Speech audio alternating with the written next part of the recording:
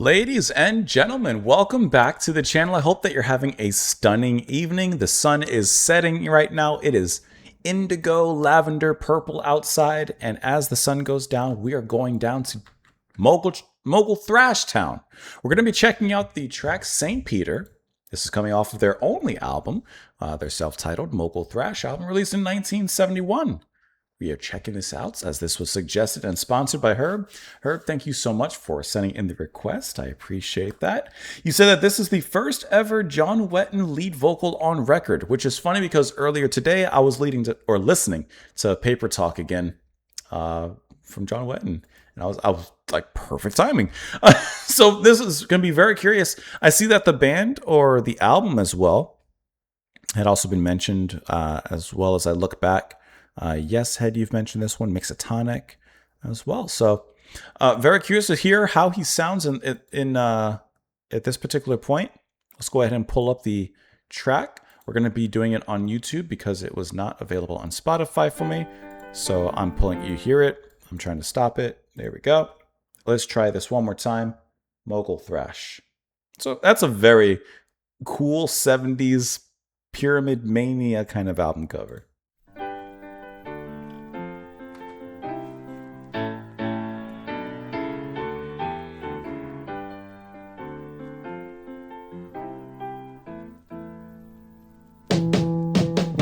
Jefferson Peter who stands at the gates of his parlor, rejecting the wicked, the fool, and accepting the saint. I cry for a man who has sinned and is quiet like my father, reversing the charges and taking a call from my brain. That sounds pretty good to me.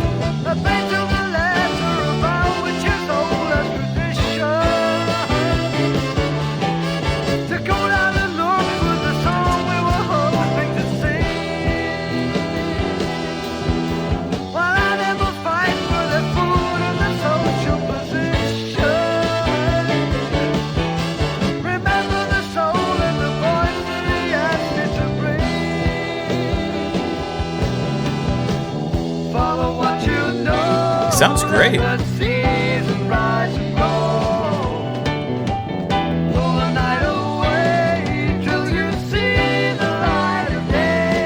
Nice drumming too. When the spirit cries on the cloud of darkness wide, nearer every mile to the love within the child. This is pretty good for his debut, especially. Wow.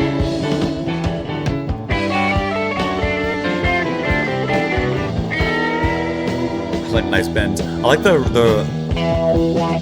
rolling of it. It's nice and psychedelic.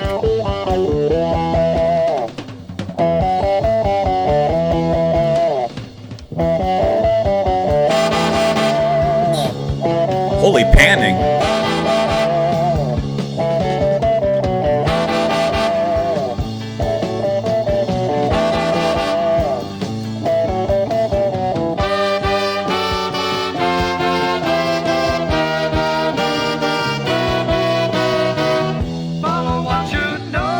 Psychedelic break.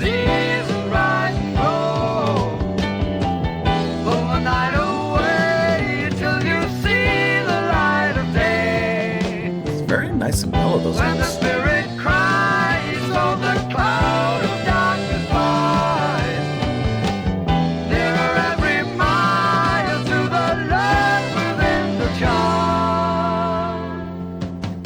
A Jefferson Peter who stands at the gates of his parlor,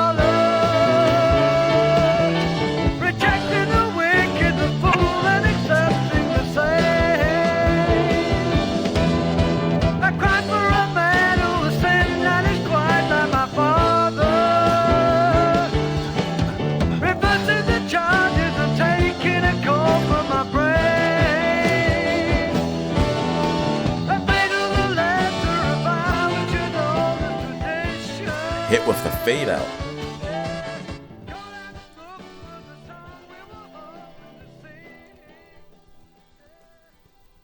I hope this doesn't come across the wrong way, but that was a lot better than I was expecting. Not, I have a lot of respect, obviously, and I really enjoy Wetton's vocals through all the times that we've listened to him.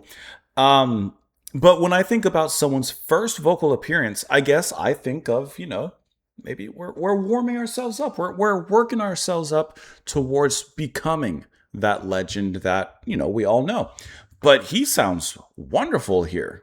Really, really fantastic. And even taking Wetton aside for the moment, this is actually kind of a cool song. I love the heaviness of it and how, especially the drumming, which we got to look up who's in this band. The drumming was really fantastic. I love the rhythm. It has that roll where it has a strong kind of like headwind. The ba da da da da da ba ba da da da da ba ba. It has a really melodic fill, but I love how it comes in.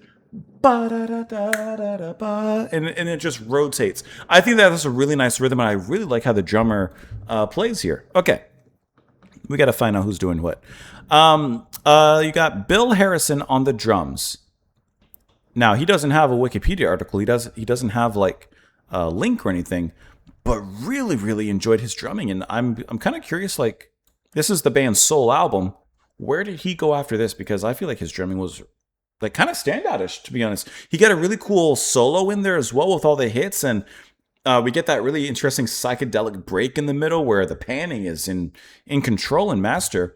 You have some of the horns, the saxophone performed by Roger Ball, and then Rosen, Michael Rosen that is, on the trumpet, mellophone, and some guitar as well, with Roger Ball being one of the members of Average White Band, who we checked out recently as well. So, okay, so like we're getting some split offs into different territories. Also, so you have some guitar from James Litherland and some vocals as well from Colosseum. So you see, we're getting some like roots here in the music, and also Malcolm Duncan, who's handling some sax, also from Average White Band. Really interesting. So like, it's really cool kind of historically to look at a band like this. This is their only album. It's Wetton's debut. And, there's clearly some talent in this band. And then to kind of see where some of these members kind of go off to. I'm still very, very curious about Bill Harrison, though. I'm kind of curious to kind of see if we can figure out a little bit more about him, if I'm being honest. But let me get back to the song, though, for a brief moment. Okay, pulling back to the song. Horns are really cool. I like how they sweep into the heaviness of it, and it almost reminded me of like how Chicago would approach things, but at first it's just used to kind of accent and strengthen those blasts and those hits within the music, but then later on, of course, it really comes into its own with that break there that happens, which is really, really cool. Some really nice guitar in here, and as well, I'm going to pull up the track here. Let me get you guys back on screen. We'll skip around a little bit. Okay. Also, great bass line from Wetton, obviously. But I like whoever's singing the harmony with Wetton, when it kind of lightens up, it kind of sounds like it's edging towards a kind of Yes-like sound at that particular moment. And I mean, just for that moment. The song doesn't sound anything like Yes, but for that brief moment when we get those harmonies on top, it kind of hits a really nice sweet spot.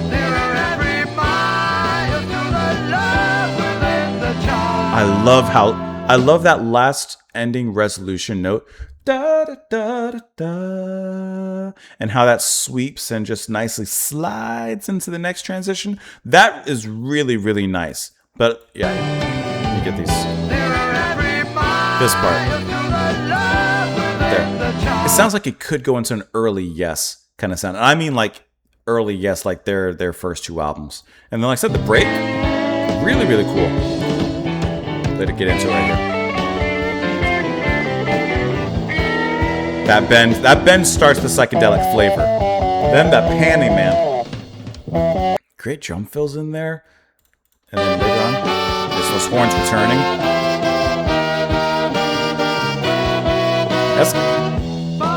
I think that this is actually a really tight song that also kind of, I think, is one of those tracks that feels, in my lack of historical knowledge when it comes to, this kind of music and stuff, I think that this is like right in that in-between of sounding prog and also psychedelic. It's like right in that perfect in-between here. And that sounds absolutely fantastic to me. Herb, I see ya. Vast John Wetton rules. You got that right. buddy. Me toss ya. Toss ya a little hello there. All right, let's look at the lyrics. I checked with St. Peter, who stands at the gates of his parlor, rejecting the wicked, the fool, and accepting the sane. I cried for a man who has sinned and is quiet like my father, reversing the charges and taking a call from my brain. The fate of the lector, a vow which is old as tradition. To go have a look for the song we were hoping to sing. While I never fight for the fool and the social position, remember the soul and the voice that he asked me to bring. Follow what you know, let the season rise and fall. Pull the night away till you see the light of day. When the spirit cries, oh, the cloud of darkness flies, nearer every mile through the love within the child. Okay. I cried for a man who has sinned and is quiet like my father. Like almost as if this person, this man who has sinned, is quiet like my father, almost like that person was judged and he's standing at the gates of St. Peter, like trying to parlay for him, trying to vouch for him. And it repeats there as well. Oops, totally hit my microphone there. Sorry about that. But this time he ends. The fated lector, vow, go have a look for the song we were hoping to sing. Whereas before, well, he says, no, go have a look for the song we're hoping to sing. Well, I never fight for the fool and the suspicion, the soul and the voice he asked me to bring. It just ends sooner. Like, that's how I kind of read this, as if he's trying to plead his case for this person that was judged. I think. But I could be way off. Can I tell you though? I want to see if we can figure out Bill Harrison. Here he is. Has he been in anything else? Only 4 credits? These are his only albums and such? Desolation Dreams, Sonus Umbra, Sky Full of Ghost, released 2020.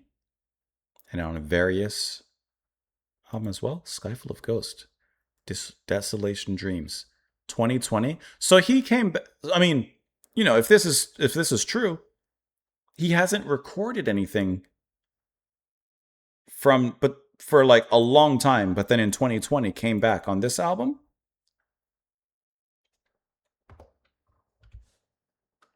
Sonus Umbra, Desolation Dreams. Let's hear it. Let's hear his drumming. Let's hear what he was doing in 2020.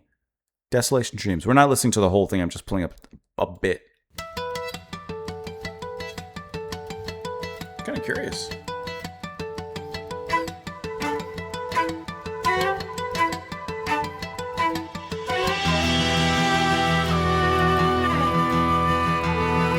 Sounds pretty good. I can't recall how long since I became aware. No days, no nights, just pulsing lights, disturbing my despair. I'd run away if I could find. I'm gonna skip a little bit.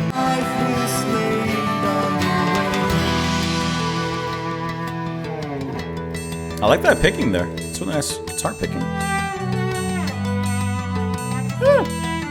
Ghosts of dying stars engulf my eyes, and nothing ever changes. Yeah, so it's really light percussion that's happening in there. Okay. I wanted to really know, like, what's Harrison doing? Like, I was just curious. Okay. All right. Well, we got our answer there. Let me know what you guys thought down below in the comment section. I appreciate you as always. Herb, thank you so much for the recommendation and for sending in the request as well. Hope that you guys enjoyed it. Thank you as always for being here. Please come on back again tomorrow, and I will see you then. It's dark in here, isn't it?